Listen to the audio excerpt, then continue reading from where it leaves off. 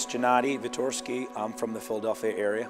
When I decided to go to Kingdom Domain, my daughter got really sick. She's 3 years old. I'm a CRNA, my wife's a nurse, so we both in medical field. And we don't get excited about anything really medically.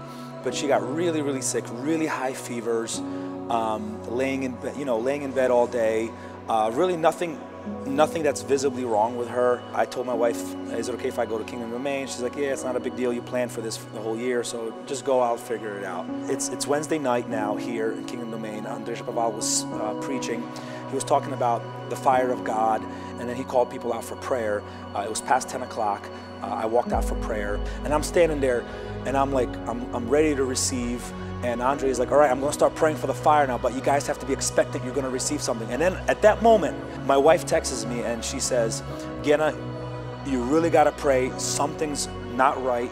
Her fever is really high. She feels really hot. It's 103. I've given her all the medicine and it's been all day and nothing's helping. So as I'm standing, I have so much peace in my heart, and I'm like, devil, you lost here. You really lost here. You tried to stop me, but this moment, this is the breaking point in my life right here. I'm going to receive the fire of God, you know. And then at that moment, right when I say these words, I saw myself doing something that seemed very foolish and very childlike, and I thought to myself, I can't do that. That doesn't make sense. Why would it work? And I'm like, no, I got to do this. And then I took my phone, and this is what I saw myself doing, and I acted it out, and I said, in the name of Jesus Christ, fever, I command you to leave right now. And I blew on my phone. I went like this.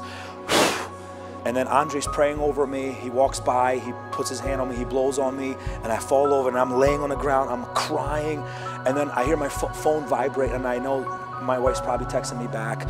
And I read my text message, and my wife says, the fever's 98 degrees. It dropped. People are praying, I'm texting her, and I said, when did it happen? She's like, literally within a minute, couple minutes, it just happened. And I said, can you explain to me what happened? How did you notice the difference? What happened?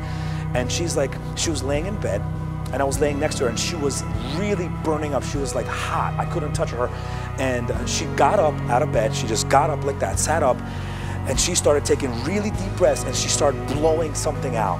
And my wife didn't know what happened on my side, what I did. And my wife said, it's as if she was trying to blow out the fever. And it just left. It was 98 degrees, and my wife said, you know what, she feels so cool right now. And she went to bed. She slept well that night. In the morning, I called her and I said, what's going on? And she said, yeah, she's no fever. I mean, she's 97 degrees. It's as if nothing happened. She got up and she was playing, and as if nothing happened. Sometimes things are very illogical. Many things don't make sense. And instead of trying to unpack it and understand it, which I'm the type of guy, I really want to understand why things happen and how things work and try to connect the dots.